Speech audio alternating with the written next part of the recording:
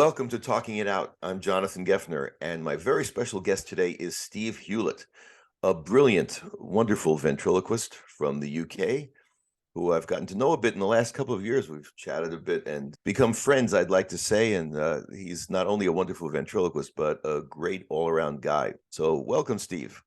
Bless you, Jonathan. It's great to see that we're both hands-free today, isn't it? So Yes, me too. no little Yeah. guys or gals. Yeah, it's just the two of us for now. Although I don't know, you have a partner there handy, like Arthur, perhaps nearby, in Of case we want to course, just of say hello course, to him. of course, he's Uh, next to me. I think we can't get through the interview without at least saying hello to Arthur. No, So he'll sing us out. you people out there watching are probably familiar with Steve. You've probably seen him before on Britain's Got Talent. Steve was a finalist a few years ago, so got quite a bit of notoriety through that. And you may have seen him in some other places as well. So first of all, Steve, tell us, how'd you get into ventriloquism? What was your path? I was 12 years old, and there was a ventriloquist that was, and I didn't know what a ventriloquist was actually when I was 12 until I saw one on TV. Age 12, he lived down the road from us. So my parents said, listen, we're all going to sit down and support the local celebrity. He's going to be on a TV talent show called New Faces. We're going to watch it as a family. And we did. We sat, we always loved sitting down with my mum, dad, my brother, and two sisters watching variety shows. We always did. We would laugh together, all the shows that were on at the time in the 80s, you know. So it's 1987, November 29th, and the grand final of New Faces was on. And Jimmy Tamley was his name. Jimmy Tamley was on with Knuckles, the Hells Angels dummy, and he had a crow on this arm. And he just, we were just laughing as a family. So I loved what he did. The next day, my friend says, I know where Jimmy lives. So I always met him on the way to school. And he said, he lives opposite me. That's his house. So I actually knocked on his door, and he just literally come back from Birmingham that night filming a live show. And I should have woken him up at 8 a.m., but I did. And so I knocked on his door and I just asked him if he would teach me. I said, I love what you do. Hmm. How do you do it? And how can I learn? So you took lessons with him? I did, yeah. Well, he actually told me to go away. I haven't finished yet. He told me to go away and get a book. He said, if you're interested after you've read the book, come back, and then I can give you some more, lessons, some more personal lessons. So I did. That book was by Ray Allen. It was called Got a Gear.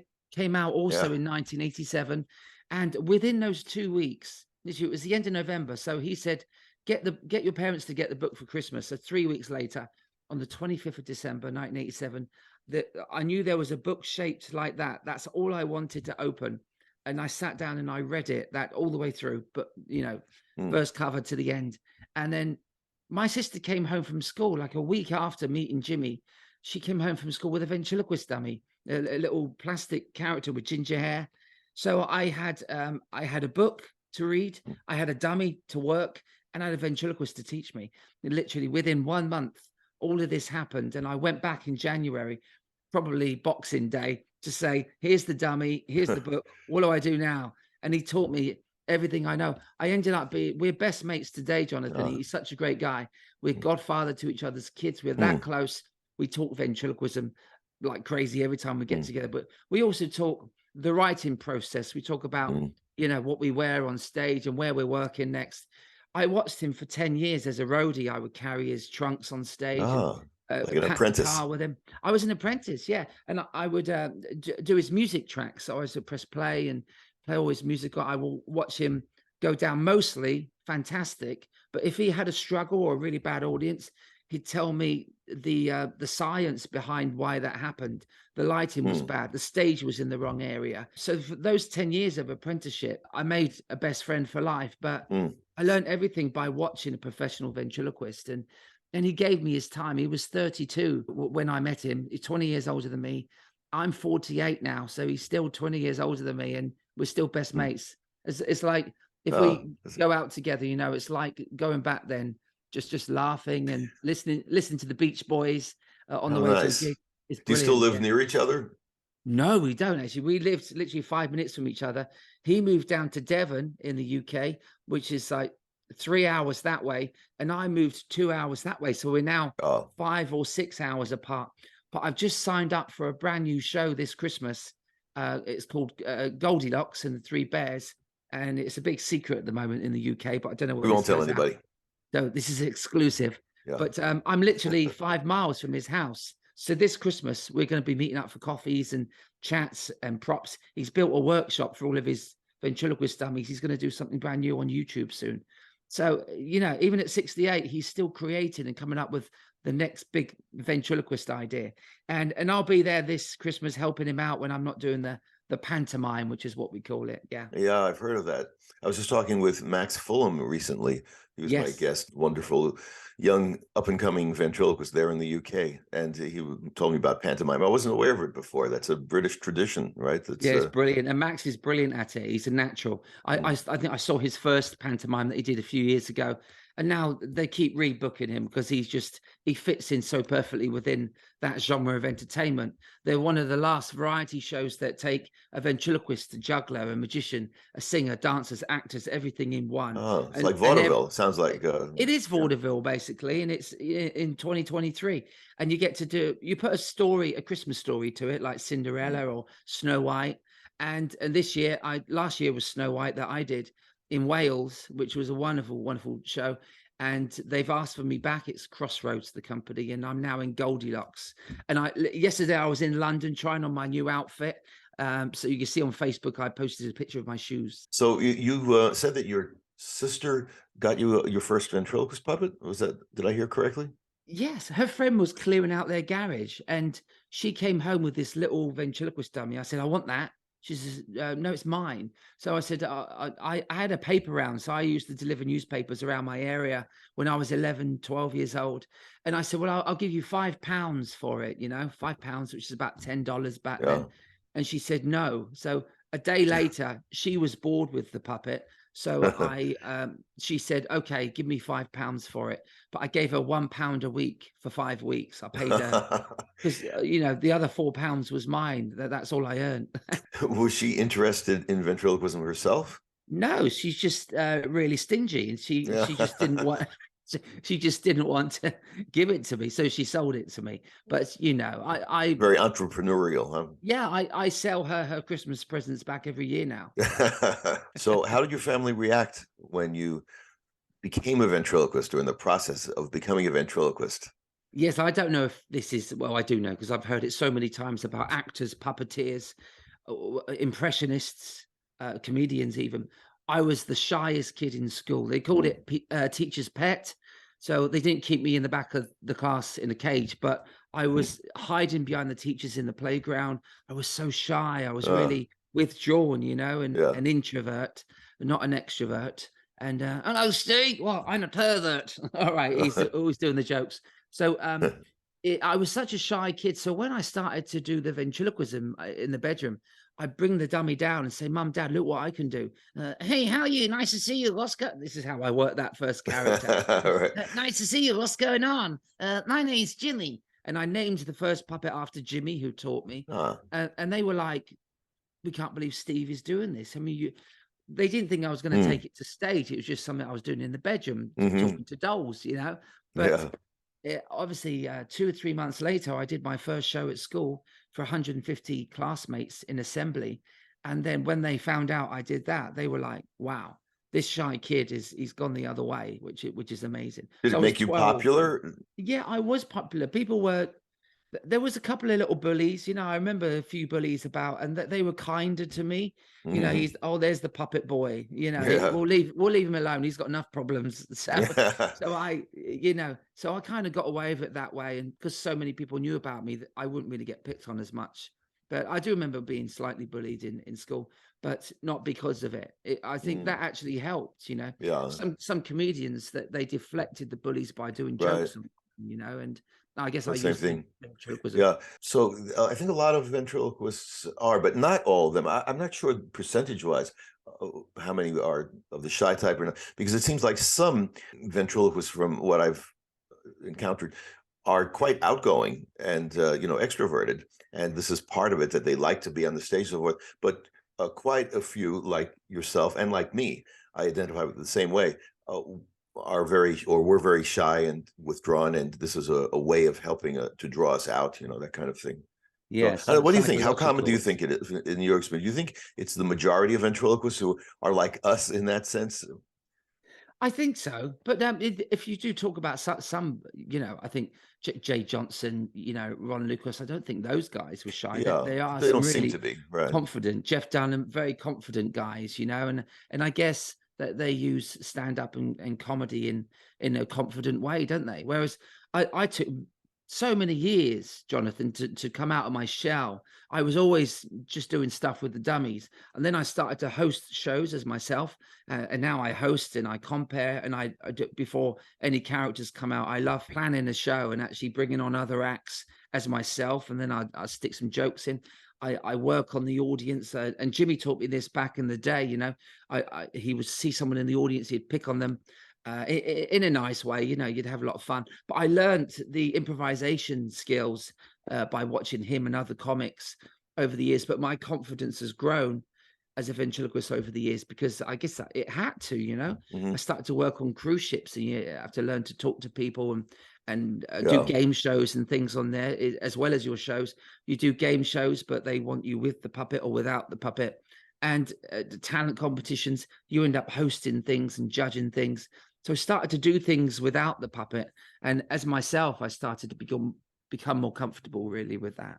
Hmm.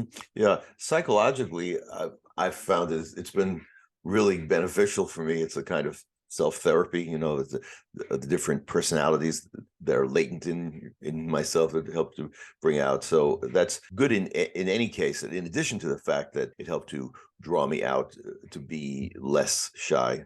So I don't know. Do you ever think about that psychological impact of it's kind of a cliche of ventriloquism, but it's very true, right? That it's an inner personality or parts of yourself that you would never expose except through your puppet, that kind of thing. Is that Yeah, there were a lot of ththings on stage that I wouldn't say that the puppet does. So I use him as my what do you call it, filter. He's my Mhm. filter. I have a filter. I know not to say something that's going to Yeah. upset someone or going to be rude or with our British humor, it's kind of different to American humor. And so we laugh at people being made fun of. So I don't know what it's like really over there, but I've seen Jeff Dunham do it. So David Strassman, so they do it. We have a similar type of humor, but I wouldn't say those things that the puppet would say. Psychologically, it doesn't take over me. I know exactly what I'm saying, but I'm using Mhm. the puppet to do it. We're very clever Mhm. in that way, Mhm. and we don't think about it. It just comes out. Sometimes a puppet would say something, and I knew he was going to say it, but seconds before he wasn't going to say it. So, does it have a Mhm. mind of its own? Does it? Because Yeah. I think where has that come from? My wife watches me so many times, and she said she worked with me literally 2 days ago. She said, I don't know, I still don't know how you do it. She's been with Mhm. me 23 years. I don't know how that puppet always, Pongo the skunk is a character that I have. Mhm. She cries with laughter at him. She saw me a few weeks Mhm. ago. She said, I was crying with what Pongo was doing on the stage. I said, you do know that's me doing that, don't you? She said, yeah, but I don't know how you do it. I don't know how Yeah. you separate yourself from that character because it has got its own personality. Mhm. And then when I bring on Arthur Lager, he's got his own personality, but I work with what's in the audience. You feed off the energy, you feed off what's going on. And what I love to do also is if I've got a character here and I see out the corner of my eye someone moving, I turn the dummy's head towards them while I'm still looking forward, talking to Mhm. someone, in that direction. And I make him move. He'll move his head up and down. Mhm. So I guess you do that as well. You detract them from you really, by doing something with your right or left hand. And yeah, Right. psychologically we're separating ourselves from that character in a very clever Yeah, it's way, a tribute to your skill that I your wife, guess. of all people, still feels that or forgets that you're doing it. But that's because you're so good at it. But yeah, because we do have that kind of split, that dichotomy. We forget momentarily. I mean, I think that's what you're alluding to. I experience that. I wonder if you do Yeah, to this. yeah, Sometimes I do feel surprised momentarily that the boundary kind of gets blurred between the two of us. But of course, there's always the subconscious knowing that I'm doing everything. But sometimes it becomes so quick and spontaneous. The difference is like, oh, he did say that, right? That kind of thing. That Yeah, I do kind of react to it as well. I usually say something like, "I did not know you were going to say that," or mm, "I'm laughing." Then he says, "Why are you laughing at your own joke?" I said, "Well, I didn't know you were going to say that." So you can get a laugh with the audience as well if it's the first time I've heard it. I did a mm, few lines the other night, and I thought, "Oh, that's so funny." I just started laughing, and the puppet said, "Why are you laughing? You said it." So you can get more psychological jokes out of that, and and, you can't write that. I can't time that the way mm, that it happened the first time. So I try not to replicate it because it's fake, It just has to come out. And every time I do a show, Jonathan, I've written a script. I'm doing a tour at the moment, and it's a 2-hour show. First half is loads of characters. Second half is Arthur Lager on his own, mm, and he grows up throughout 1 hour. You see him as an 8-year-old, and he's 20, 40, mm. 60. I may have told you this before but that's now on the road, and it's although I've scripted the second half of the show and the first loosely, it's still different every night because the puppet just don't stop heckling the audience. Yeah. Arthur is your main character, I gather, right? You would say? Yes, Yeah. yeah, And I have to ask you if he's handy there, if you don't mind introducing him briefly. he is. Yeah, I have to reach out. I've got to wake him up first. I'm awake. I'm just pretending I'm not listening. What? I like being talked to now. I do. Hello, Jonathan. Hi, Arthur. It's great to see you now here on Uh, Zoom, where we're recording this. Trillo, is it? AKA Trillo, right? In my other AKA. persona. Who's AKA? Nice to see you, Jonathan. What are you Same. listening to now? What are you listening to? Fleetwood Mac or the Beatles? What you got on the headphones? He's listening to us. Yeah, I'm listening to you, Arthur. You're my favorite, even better than the Beatles. Well, thank you. Arthur, he does as he pleases. Christopher Cross. Very good.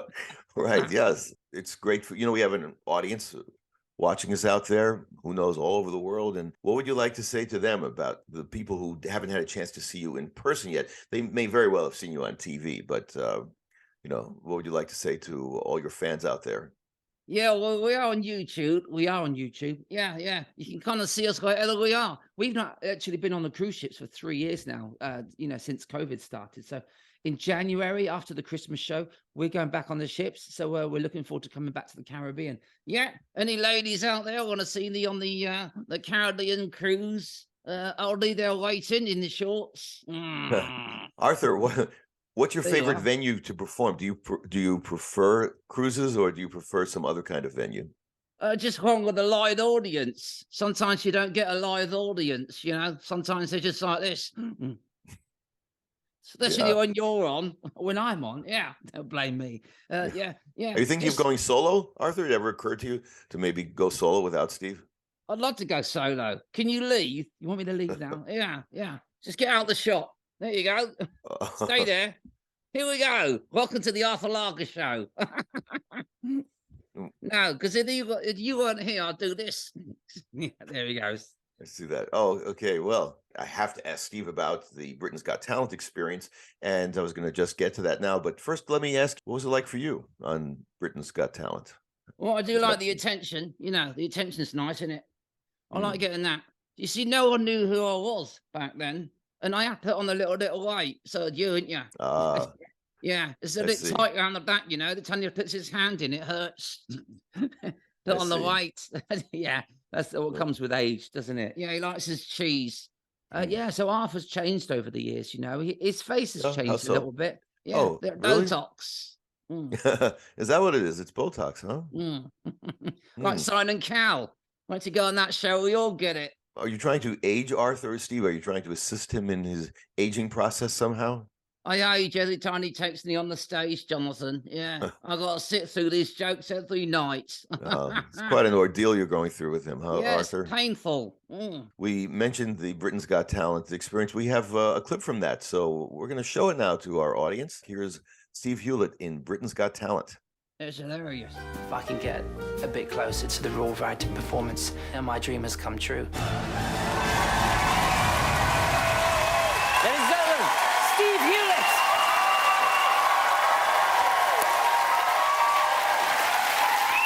Thank you very much. Thank you. Good evening. Cheers. No! No! Don't drink me! Ow! Hello? Hello? I'm gonna have a drink. I got children. Sorry. Ow! Oh, sorry. Oh, it's Arthur Lager. Oh, out of the edge. Put your lighters in the air if you ever felt scared. Arthur, why are you singing that song? I'm sorry, I just can't get it out of your head. Look, listen, you need to change the subject. I do. Amanda, kiss a kiss. Amanda doesn't want to kiss you. You're made out of foam. Yeah, memory foam. What do you mean memory foam? I'm going to give you a night you're never going to forget. I'm so sorry. Arthur, why did you ask Alicia out? All right, you get out. No. Don't be so rude. That's up to you, innit? I tell you what. Give her your best chat-up line. OK, Alicia, are you single or are you married? For you, Arthur. In other words, are you looking or are you cooking? I'm so sorry about that. Why are you laughing? Because Simon isn't. That's because Simon loves singing. Well, if I sing, will the audience join in? I tell you what, Arthur, when you're on the stage, the audience will do almost anything you tell them. Amanda, get your kit off. Hey, I said almost. All right, leave your shoes on.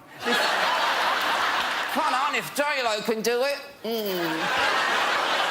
Right, so tell you what, Arthur, you need to take it easy. Why? Because you've recently had a hip-hop. Yeah, a hip-hop? Hip, hip, hop, hip. Take it away, got it all together now. Down, down, boogie. I down the boogie to the rhythm of the boogie your knees. It says a hip, hop, hip, beat to the hip, hip, hop. You don't start the rocking. Bang, bang, boogie. I down the boogie, rhythm of the boogity beat. Hip, hop, hip, beat to the hip, hip, hop. You don't start the rocking to the bang, bang, boogie. Start the boogie, rhythm of the boogie your knees.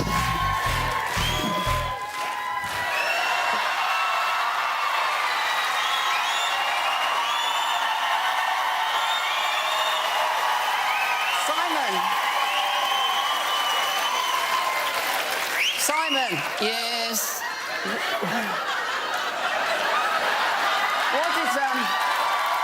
Simon,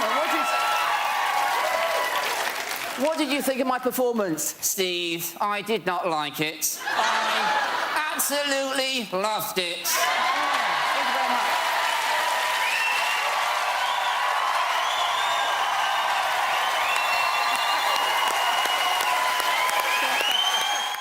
So that was Steve Hewlett on Britain's Got Talent. Arthur, it's been great to meet you here today, sort of in person, right? Or at least directly, rather get a chance to talk with you.